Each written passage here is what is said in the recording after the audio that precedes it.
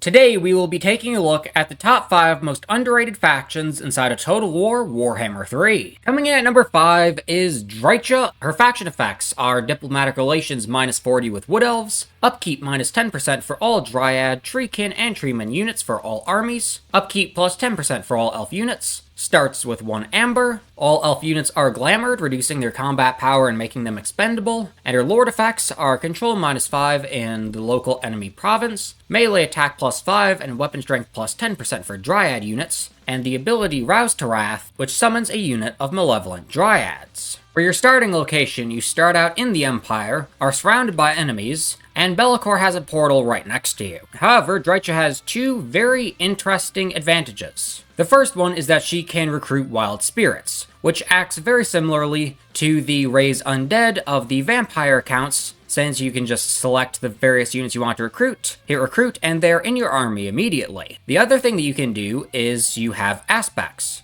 which allows you to assign buffs and debuffs to certain units to make them better fit your needs. And lastly, since you start out with 1 Amber, you can choose from any of the extremely powerful benefits in the tech tree. The one that will probably be the most helpful is Wisdom of the Pine, since you can get an additional upkeep -15% for all Dryad, Treekin, and Treeman units, as well as a construction time of -25% for all buildings. So although Drycha might be one of the worst of the Wood Elf factions, she certainly is super underrated, since she can recruit the Woodland Spirits immediately, starts with an Amber, and has a very different campaign, since she is not relying on traditional Wood Elf units, but tree units instead. Coming in at number 4 is Morathi. Her faction effects are she spreads Slaanesh Corruption, gains recruitment of Slaanesh Demons, hero action cost -50%, construction cost -25% for sorcery buildings, and a Slaanesh Corruption of +1 for all characters. And then her Lord effects, on the start of a turn, lords in the same region as her have a chance to gain 2 loyalty, a cooldown -5 turns for sacrifice to Hecate, and a slave cost -50% for the sacrifice to Hecate. Morathi starts out in control of the ancient city of Quintex, and is located in Nagaroth. Directly beneath you are enemy Dark Elves, to your left you have Skaven, to your right you have Mother Ostankia, and above you a little bit you have Tarax, as well as the Sisters of Twilight. However, the one reason that Morathi is so underrated is her Slaanesh Corruption, which at full strength enables attrition for non-chaos worshipping armies, gives you a control of +5, slaves +10 per turn, and income from slaves +15%. In addition to this, Morathi gains access to the Cult of Pleasure unique building, which increases control, Slaanesh Corruption, the amount of Death Hags that she can use, and also gives her access to the Demonettes of Slaanesh and Exalted Demonettes of Slaanesh, which, when utilized properly, can be extremely powerful units. Coming in at number 3 is Tic-Tac-Toe. His faction effects are Skink Heroes start with a Pterodon mount, the Rite of Zunki, a campaign line of sight of +25%, and the Pterodons gain a unique ability, which is the Drop Rocks of Kotak, which is a second bombardment ability. And for his Lord effects, he gets an upkeep of -50% for Pterodon Riders, Ripterdactyl Riders, and Coatl units, as well as a melee attack of +10 when in foreign territory. You start out in the continent that resembles Africa, and you are in command of the settlement Talaqua, and you start out with a Pterodon hatchery. This gives you access to the traditional Pterodon Riders, as well as the Pterodon Riders with Fire Leech Bolas. And the Pterodon Riders with Fire Leech Bolas,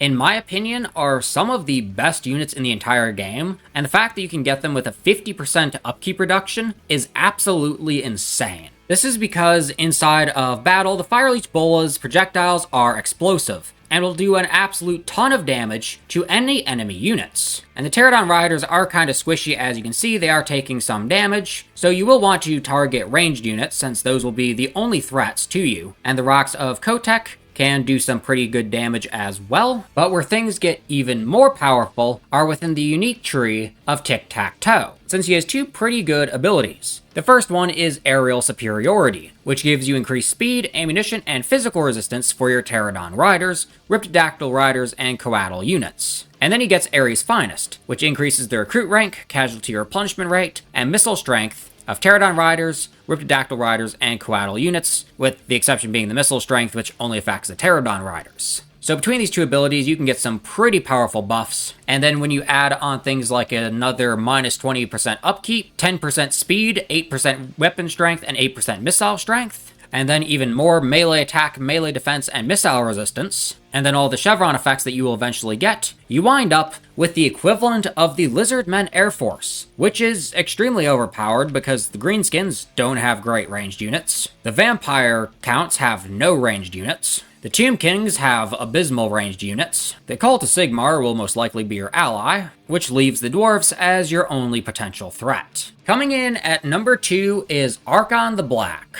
His faction effects are he can recruit certain vampire count units, he has an army capacity of +1, diplomatic relations -50 with Tomb Kings, but he gets a diplomatic relations of +60 with Vampire Coast and Vampire Counts. And for his Lord effects, he gets a Winds of Magic power reserve capacity of +10, as well as a melee attack of +5 for all units in his army. You start out in the corner of the desert, in command of the Sorcerer's Island, as well as the Wizard Caliph's Palace. You're at war with Bretonnians who will not last very long at all, and nearly everyone cannot stand you. The exceptions being the Awakened, the Drakenhof Conclave, and the other Vampire Coast faction that starts on this island. However, the two benefits that you have is you start out in control of the 9th Book of Nagash, and you can recruit a second army on turn 1. Normally, in a Tomb Kings campaign, you would have to wait about 15 turns. Sometimes you can do it in less if you're super aggressive, or if you have Kalida's tech benefits. However, it's usually 10, 15 turns, something like that, to get to your second army. But with Archon, you can get a second army on turn 1, and start filling up their army so they can go out and start attacking all of your many enemies until eventually you take over the entirety of the desert. And coming in at number 1 is Mother Ostankia. And she might be the forgotten faction from the Shadows of Change. Usually people discuss the Changeling or the Jade Dragon. However, Ostankia is extremely powerful. She has a Winds of Magic power reserve capacity of +1 for each resource production building, a global recruitment duration of -1 for incarnate elemental beast units, a melee attack of +8 when fighting against armies that spread corruption, and melee defense +10 for spider hatchlings and giant spider units in all armies. And her Lord effects are she has a targeting range of +30% for spells, enemy Winds of Magic power reserve -5 per turn for the local region, enables magical attacks for every unit in her army, and has a miscast base chance of -50% for embedded Hag Witch heroes. However, these aren't even her two most powerful abilities. The first extremely powerful one can be found up here, and it gives her the ability to remove all corruption in a province, cut back on an enemy army's movement range, Winds of Magic, and also disables their march, tunneling, and teleportation stances. She can teleport a target army to a magical forest, increase the income gain from a target settlement, or summon an army consisting of things in the woods, incarnate elemental beasts, and elemental bears.